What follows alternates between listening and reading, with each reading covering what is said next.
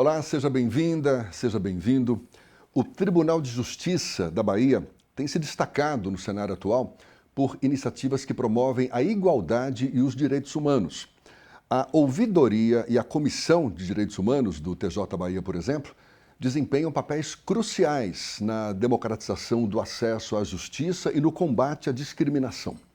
Além disso, a Comissão de Heteroidentificação tem o propósito de assegurar a correta aplicação das políticas de cotas raciais, enquanto projetos como Luiz Gama nas escolas e o Prêmio Luiz Gama de Direitos Humanos reforçam o compromisso com a educação e o reconhecimento de ações em prol da igualdade racial. Para aprofundar esses temas, a gente conversa com o desembargador Lidivaldo Brito, ouvidor-geral do TJ Bahia, a quem desde já agradeço pela presença, pela participação conosco. Seja bem-vindo, um prazer tê-lo aqui com a gente. Obrigado, olá, estou muito feliz de reencontrá-lo e temos muito o que falar sobre essas atividades do Tribunal de Justiça. Primeiro, queria que o senhor dissesse quais são as principais atribuições da Ouvidoria Geral do TJ Bahia e como que, por meio da ouvidoria, promove-se uma aproximação do cidadão com o judiciário. Na verdade, a ouvidoria é um canal de acesso do cidadão em relação ao Poder Judiciário. Estamos comemorando os 30 anos da ouvidoria, no formato atual, porque desde a criação do Tribunal da Relação do Brasil, que é o nosso Tribunal de Justiça, em 1609, o primeiro tribunal do continente americano, já havia um ouvidor. E antes da criação do Tribunal da Relação do Brasil, quando Tomé de Souza chegou em Salvador, já trouxe um ouvidor geral, Pero Borges, que era um desembargador em Portugal. Então, para a estrutura portuguesa, a ouvidoria sempre foi importante. Naquela época, a ouvidoria configurava o próprio Poder Judiciário depois da instalação do nosso tribunal aqui, em 1609, a atividade jurisdicional passou a ser exercida pelos 10 desembargadores que vieram de Portugal. Então, sempre houve este canal de acesso e de reclamações. É basicamente para isso? Para o cidadão entrar em contato, fazer sua reclamação, para fazer alguma reivindicação também? Como é que funciona na prática? Exatamente. As demandas da ouvidoria, elas são, em sua grande maioria, elas são voltadas para a exigência da agilização dos processos. Então, pela nossa estatística do ano passado, nós tivemos cerca de 19.700 reclamações. E essas reclamações, elas são geralmente voltadas para os processos. Mas também nós temos um público interno, porque hoje nós temos a ouvidoria do servidor, se o servidor, de alguma forma, ele for vítima de assédio moral, de assédio sexual. Nós temos uma ouvidoria da mulher e de gênero, que é uma ouvidoria voltada para as mulheres vítimas de violência doméstica. Nós temos uma ouvidoria de discriminação, que envolve todas as questões discriminatórias. Então, a ouvidoria trabalha com público externo, mas também trabalha com público interno. E o Conselho Nacional de Justiça, que é um órgão de controle externo de Brasília, ele tem também um acompanhamento. Então, quando as manifestações do público são encaminhadas diretamente ao Conselho Nacional de Justiça, nós temos aqui o prazo máximo de 30 dias para responder ao CNJ. Então, são várias áreas numa rede a fim de que os processos tenham uma agilidade maior. E para responder para os reclamantes, como é que o senhor avalia o nível de resolução dessas demandas? Nós tivemos grandes avanços. No ano passado, das manifestações encaminhadas para o CNJ, 81% de êxito, num prazo inferior a 30 dias, e em relação às próprias manifestações encaminhadas diretamente ao tribunal, nós tivemos 75% de êxito, de resolutividade, com a resposta dirigida também ao reclamante. Sempre o reclamante está obtendo a resposta devida. E nós temos também um trabalho de conscientização dos magistrados e dos servidores, para que deem a atenção devida àquela demanda, a fim de que o cidadão possa ter a sua reclamação atendida.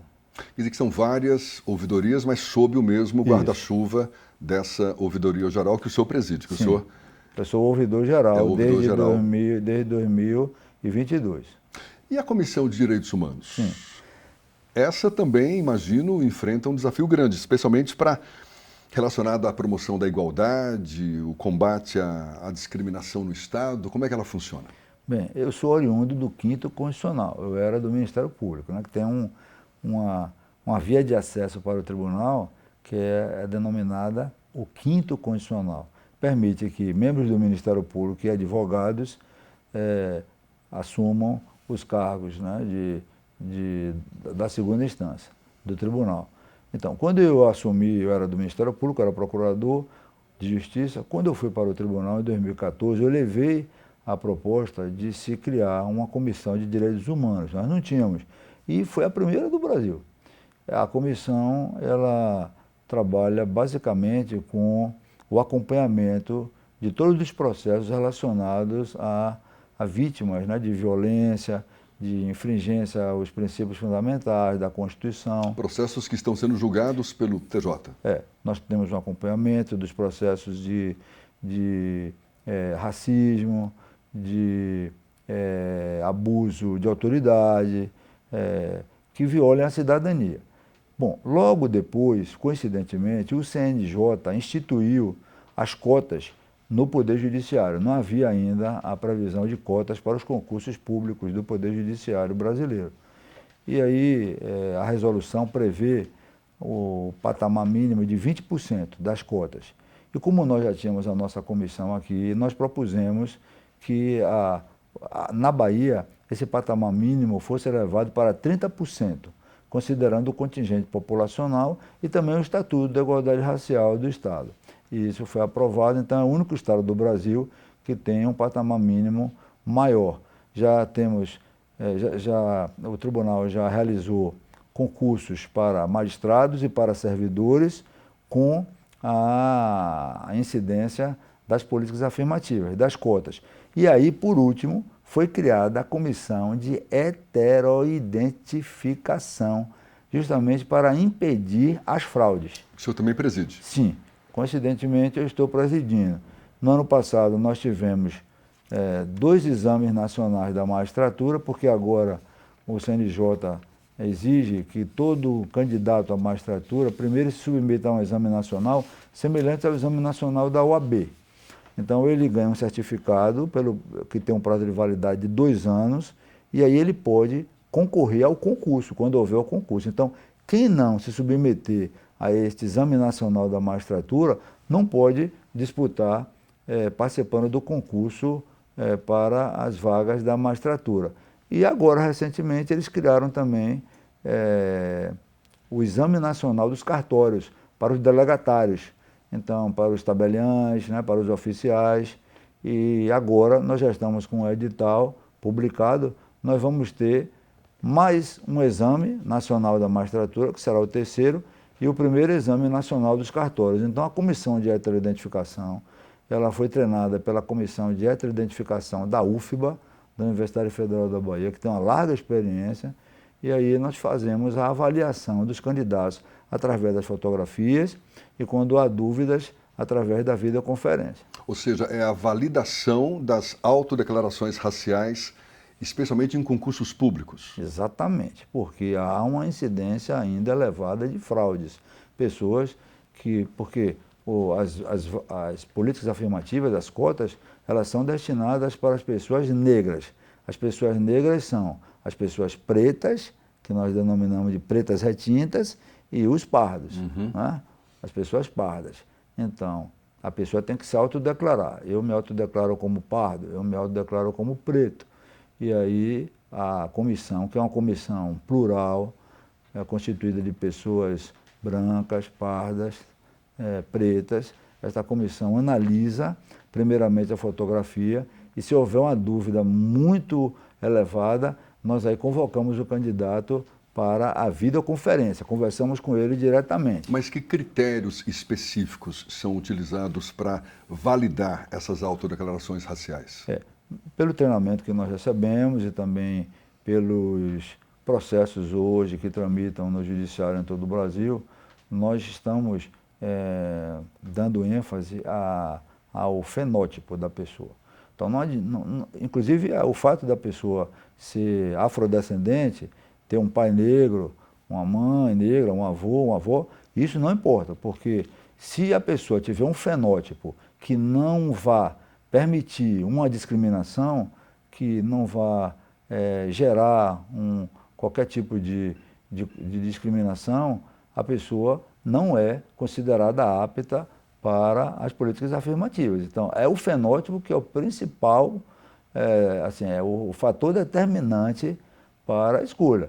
Claro que tem algumas situações, devido à miscigenação ocorrida aqui no Brasil, que nós denominamos o par do limite, que é aquela pessoa que aqui no Brasil, né, durante muito tempo, nós chamamos de moreno, e aí nós temos que ver se essa pessoa vai ser discriminada ou não. Se ela não tiver um fenótipo que permita a discriminação, ela não vai ser aceita. O senhor reconhece que nesse processo é um desafio a mais? Porque Sim. A gente vive uma miscigenação já histórica e muitas vezes é difícil, até pelo fenótipo, não?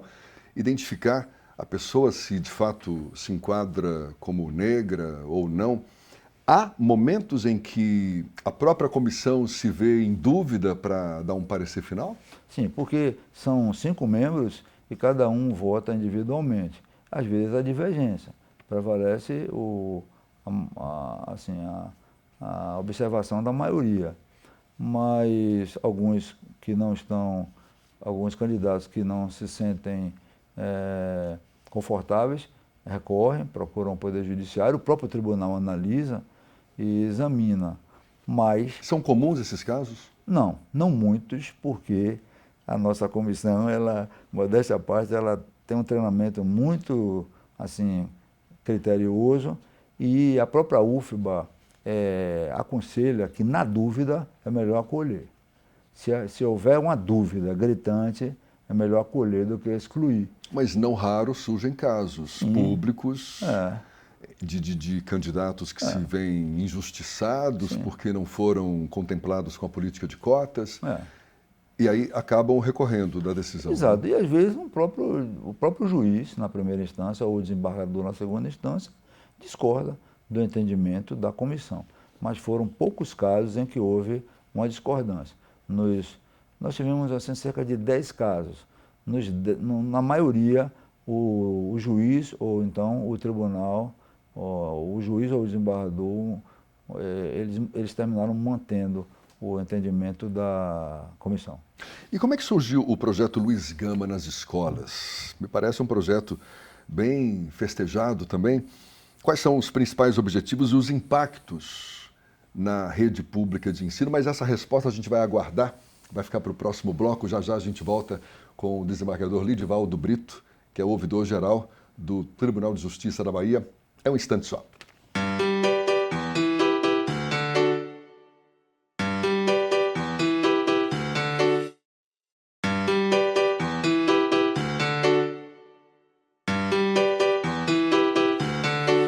Já de volta, desembargador Lidivaldo Brito, ouvidor-geral do TJ Bahia, nosso convidado. Eu deixei a pergunta suspensa no ar, projeto Luiz Gama nas escolas. Como é que surgiu esse projeto e o impacto dele hoje na rede pública de ensino? Bom, Luiz Gama, ele foi um personagem muito importante na história do Brasil. Mas, infelizmente, durante muito tempo, a sua história foi apagada. Ele era baiano, nascido aqui em Salvador, filho de um português branco e de uma negra africana, que vem a ser Luísa Marin, uma das participantes da Revolta dos Malês. Bom, e quando houve porque foi a Revolta dos Maletes foi em 1835 e a Sabinada em 1837. Então, Luísa Marinho, ela se envolveu com as duas insurreições. E ela foi presa e foi deportada. Ela foi devolvida, né, para a África. E o seu filho tinha 6 anos, Luiz Gama, que nasceu ali, perto da Moraria, né, na rua do Bungalow. Tem uma casa com uma placa registrando que ali ele nasceu livre. Então ele era livre. Mas o seu pai, português, falido, o vendeu. Então ele foi vendido e o pai acompanhou ele até o Rio de Janeiro, ele já vendido como escravo. E ali ele foi entregue, uma criança de 6 anos de idade. Que coisa, hein? E então, naquela época, os escravos, os escravizados, oriundos da Bahia, não eram muito bem aceitos, porque havia fama deles serem rebeldes. Então, houve dificuldades para esse lote ser vendido no Rio de Janeiro. Então, o comerciante levou para São Paulo. Esse lote de escravizados. Estava incluído. Isso, o lote que saiu daqui de Salvador. Então, ele foi para São Paulo. Imagina, eles andaram do Porto de Santos até São Paulo, capital. Ele foi acolhido numa hospedaria e, por sorte dele, um estudante de direito rico, que era do interior, filho de fazendeiros, se afeiçoou a Luiz Gama, que era um adolescente, ensinou ele a ler e a escrever, ele muito inteligente, então ele se desenvolveu. Depois ele foi ocupar algumas funções públicas, soldado, escrivão, e teve um delegado que também percebeu que ele era muito inteligente, o designou como auxiliar. Esse delegado se tornou professor da Faculdade de Direito de São Paulo e Luiz Gama se interessou pelo direito. Ele começou a perceber que muitos escravizados procuravam a delegacia para requerer a sua liberdade, sustentando que tinham chegado aqui no Brasil depois da primeira lei que proibiu o tráfico, então que eles tinham direito à liberdade. E aí ele foi absorvendo isso, ele foi impedido de ingressar na Faculdade de Direito por ser negro, ele se tornou um rábula, né? Hoje não existe mais, mas nós tivemos o grande rábula aqui na Bahia, que foi Cosme de Farias, né? O auditório do Tribunal do Júri tem o nome dele. Para quem não sabe o que é rábula... Rábula, antigamente, algumas pessoas autodidatas tinham autorização para advogar, para defender as pessoas. Mesmo sem formação acadêmica. Mesmo sem formação acadêmica, porque não havia faculdades de direito suficientes. Hoje não. Então há muitos anos que não há mais rábulas no Brasil. Mas a própria OAB concedia essa autorização para essas pessoas. E Luiz Gama foi um? Luiz Gama foi um rábula, ele defendeu centenas de escravizados e sustentou a tese de que eles tinham ingressado aqui depois de 1831, conseguiu a libertação de mais de 500 escravizados. Ele era jornalista, ele era escritor, ele publicou alguns livros, era amigo de Castro Alves, amigo de Rui Barbosa, fundaram uma loja maçônica abolicionista. O sepultamento dele em São Paulo foi uma apoteose, muitas pessoas compareceram, milhares, e só recentemente a OAB o reconheceu como advogado, concedendo o título pós-mortem. E então nós desenvolvemos um projeto para que os estudantes da rede pública, principalmente os estudantes negros, né, que poderiam se inspirar na vida de Luiz Gama, tivessem conhecimento da história desse grande jurista. Quer dizer que esse projeto consiste em resgatar a história de Luiz Gama, difundir os conhecimentos, os valores que ele deixou plantados? Sim, nós temos um calendário, temos uma parceria com a Secretaria de Educação do Estado e com a Secretaria de Educação do município. Então, toda sexta-feira nós visitamos uma escola pública e nós reunimos os estudantes, transmitimos as informações com um projeto visual interessante, né, para que os estudantes tenham, assim, despertem e tal. E isso já rendeu frutos, porque eles produziram peças, produziram cordéis, eles perceberam a importância da vida de Luiz Gama. E existe o prêmio também, né? Prêmio Sim. Luiz Gama de Direitos Humanos. Ele foi criado em 2024 e já em novembro foi publicado um edital para que as pessoas indicassem os possíveis contemplados, né? Então, nós publicamos o edital e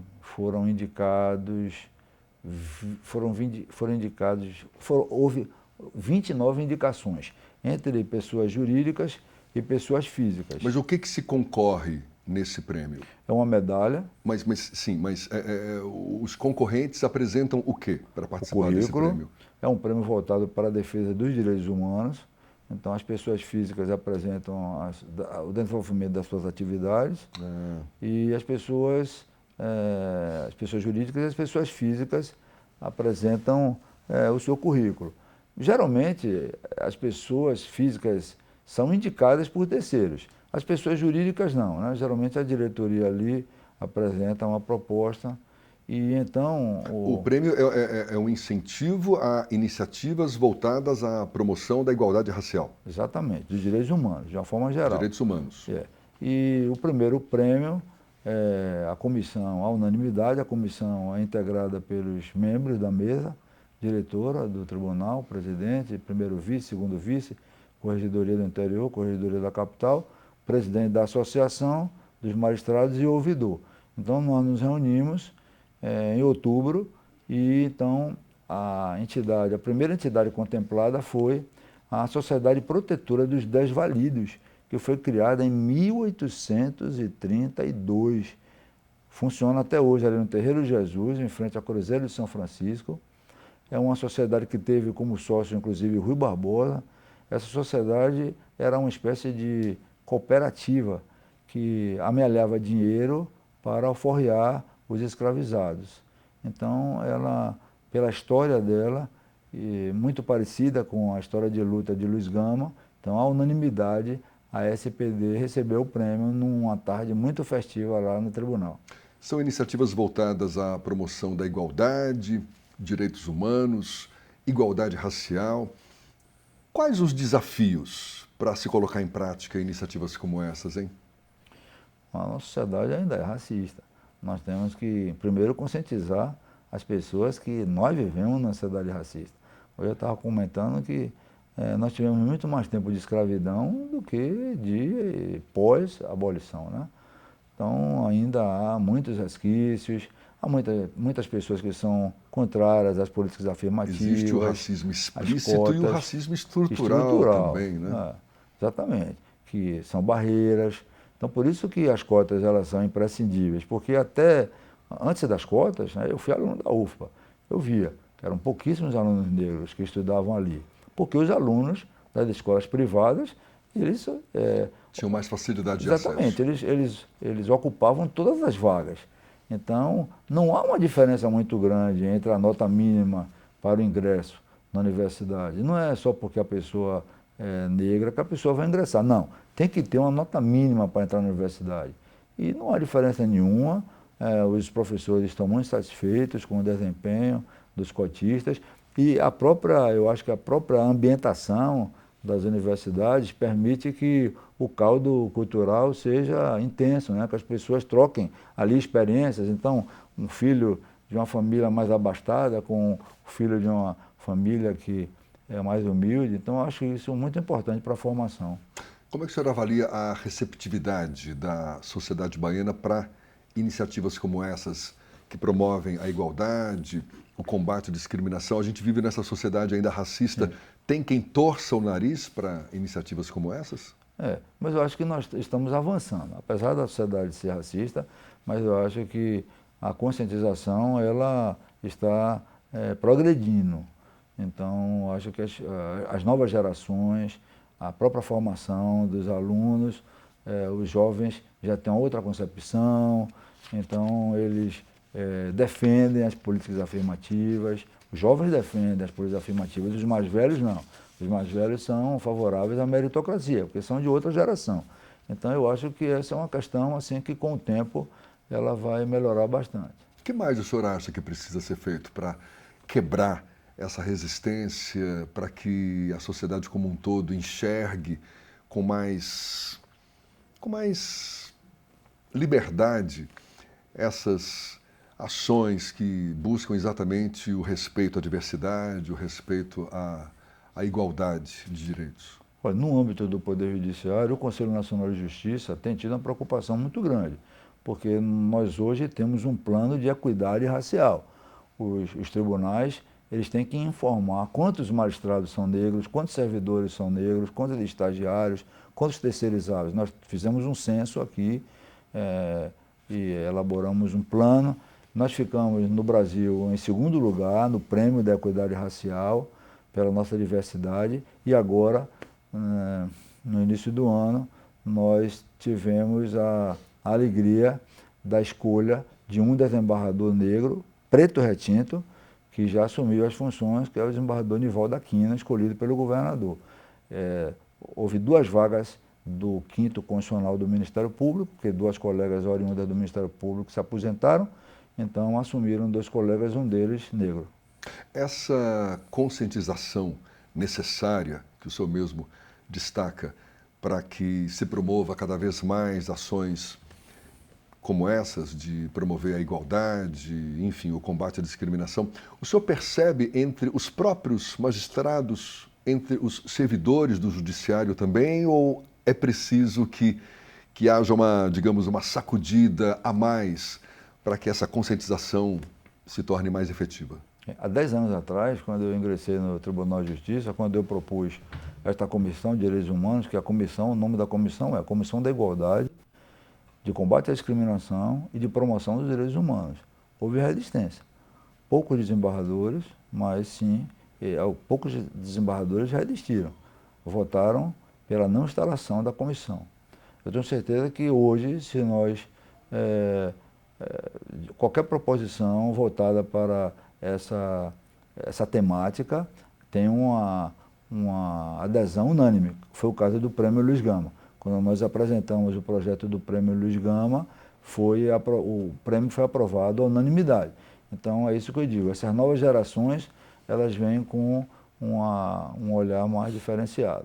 Existem planos para expandir essas ações, ações que procuram exatamente promover essa igualdade, essa justiça mais equânime?